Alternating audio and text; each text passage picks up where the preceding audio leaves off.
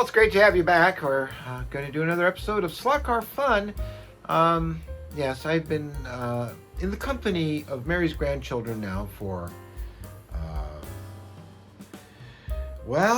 over 2 weeks. As of this Tuesday, they're going home. So it's been hard to get the things.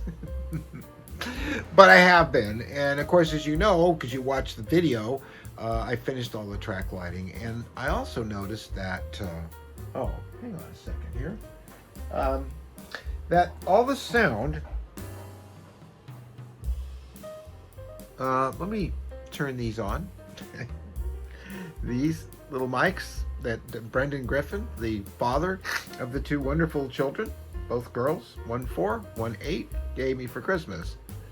It helps if I turn them on. You see it blink and then it's paired. I noticed that we had sound coming out of one channel for me, and I wondered, and I'm testing this now, if I have, I put one mic down here, so they're both on. I'm suspecting that this will give me some ambient sound, and if I put it on myself, then I will be on both channels. I think we're going to find out, because I'm going to edit this video. So as long as I'm here, let me show you a few things just for fun. I know I just did a big long video, and a lot of you are still trying to watch it. It was really long and convoluted. I'm sorry, but I kept shooting stuff, and then I couldn't remember, I shot that 2 days ago. Am I covering the same thing again? And I may have, and if I have, I apologize. I'm going to show you some stuff. I was given a magic box not too long ago by my friend Vern Morsman of Ventura Hobbies here in Ventura, the only hobby shop in Ventura.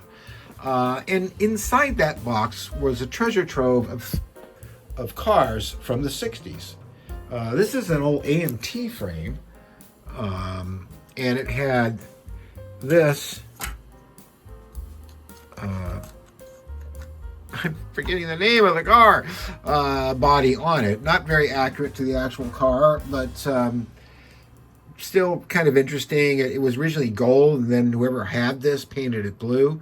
It was basically came out of a state and was brought into Vern. And it turned out that it's still functioned, and I'll show you. I changed the brushes. That's all I did. Running around the track here. I don't know if this is 1/24 scale or if it's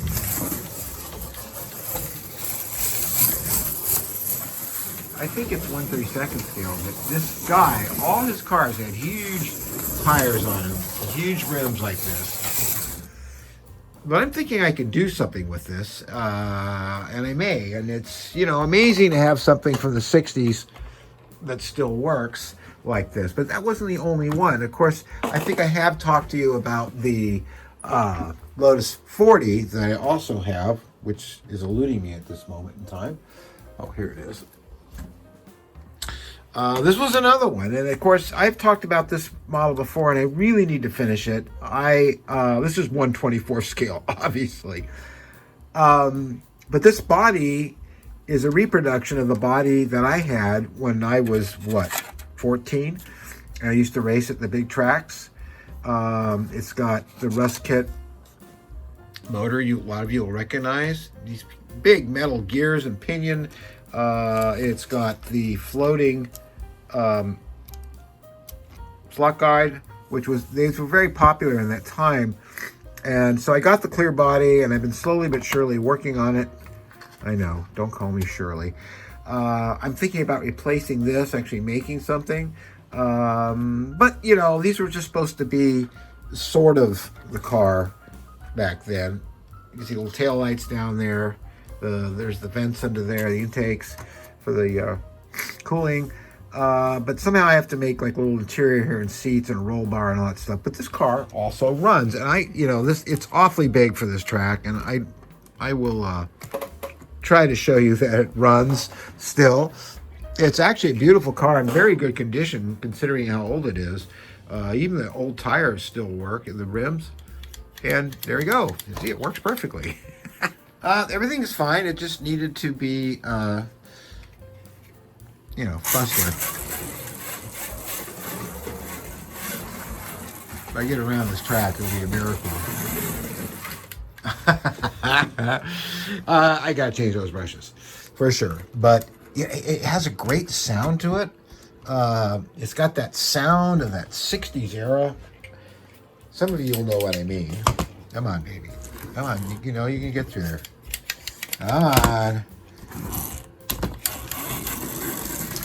Yeah, I gotta clean the brushes, and then it can't get through here because it kind of rubs against the guardrails there, right here. It's very tight for it going through here because of its size, but it does run very well. Let's see if I can. This is going to be, you know, I've got to find the stand that goes in here that holds the phone. I'm going to attempt to show you that how well this runs, and it's kind of hard to do right now because I don't have the tripod, but well, here I'm going to try.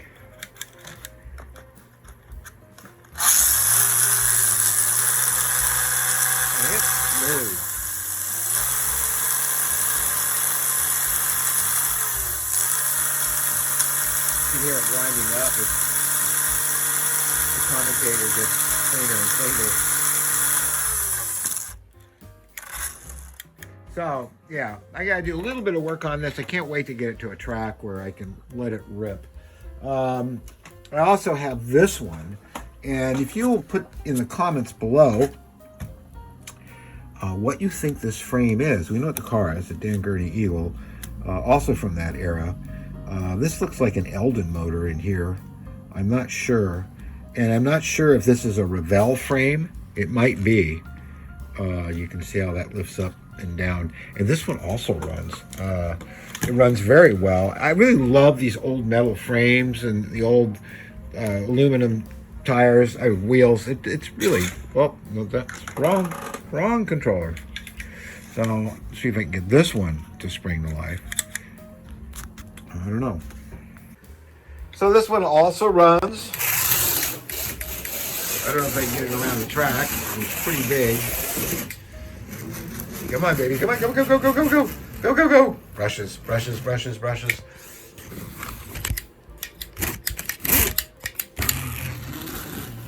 All right, I'm going to adjust the brushes. Well, I need to work on the brushes, and I need to get to a track where things work correctly. And there's a lot of work to be done to this too. We never used to put, you know, suspension parts and stuff on them back then, but I'm going to do that. It was missing the front tires and wheels, and so I found those vintage online. These are the rear wheels that did come with it, and it fits very well on the frame, all things considered. So that's a really fun project too. And of course, from the same person on eBay, I got this vacuum form body, and then I'm making a 1/32 scale Dan Gurney Eagle for that. So that's pretty cool. Another car that I haven't talked about much that I really enjoy, besides this old Revell monogram McLaren, which, you know, it's amazing. We'll look at this in a second in closing. But this, of course, is the Audi from Slotted. I forget when I got this car a few months ago, and I got to tell you, I saw it on Dave's show, Slot Car News. And of course, I've seen a lot of things on the show, and thanks, Dave, for helping me spend my money. I love you. This car is excellent. It really is a great car, down to every detail. The driver inside, the interior, all the details on the outside, not to mention how perfectly it runs.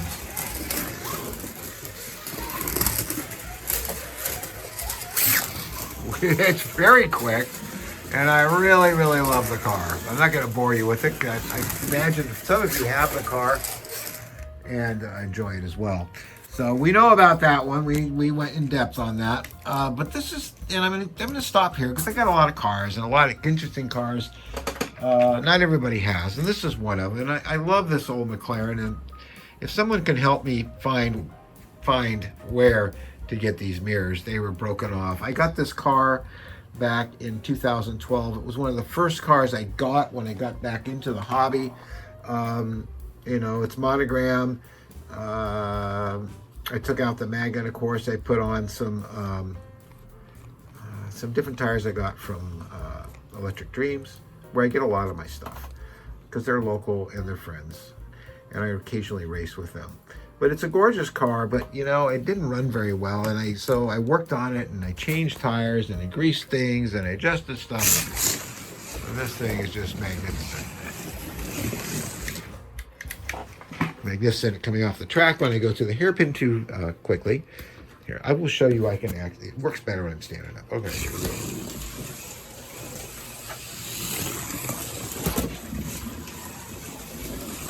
I will get to the hairpin that time. I don't know how many of you know how hard it is to run a car in one hand and film with the other, but I'm getting better and better at it. I'm going very slow. You can hear it's fairly quiet. And yes, I do have a camera, a very small one, that I can put on these, and I'm working on a camera car, so I will be able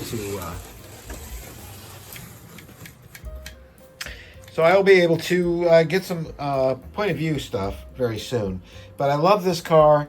If you know where I can find mirrors for it, I'd love to hear from you, because I bet I could still get these, but this is an old friend, and it's really been through the wars, and it's really hanging in there. I mean, it just, you know, look at the interior. You know, they even painted the gauges. I think there's a fire extinguisher in there. It's a lovely car. It's got some brass parts on it somewhere. I think that's some of them. And I think it had some back here, but they have vanished. Again, I'd love to find those. There's engine detail back here. It's really a nice car. I mean, you know, it's very generic, sidewinder, angle winder, no motor pod, but it really performs really well. So that's going to do it. I think I've tested the sound well enough for now. And I think the sound's working okay, because I just previewed it a little bit on the phone, and it's okay. I think it's much better, and I think we have both channels. I'll find out very soon. So thanks for watching, you guys. And if you like this video, and how many times do you hear this? Everybody says this. Hit the like button. It helps a lot. I've never noticed if it does or not, but I don't charge to see my videos, and I don't allow ads, and I don't ask you to join. So, but I do have a Patreon page, and you know, if you want to go over there and check that out, or the website, there are ways you can contribute to help this channel, but I would never insist on it, ever. If you feel like doing, that's great. I support Slot Car News because Dave every week gives me the joy of looking forward to his show on Friday, and the information on that show is invaluable. You are looking at two cars right now behind me that I got because I heard about it on Slot Car News first. See you guys next week.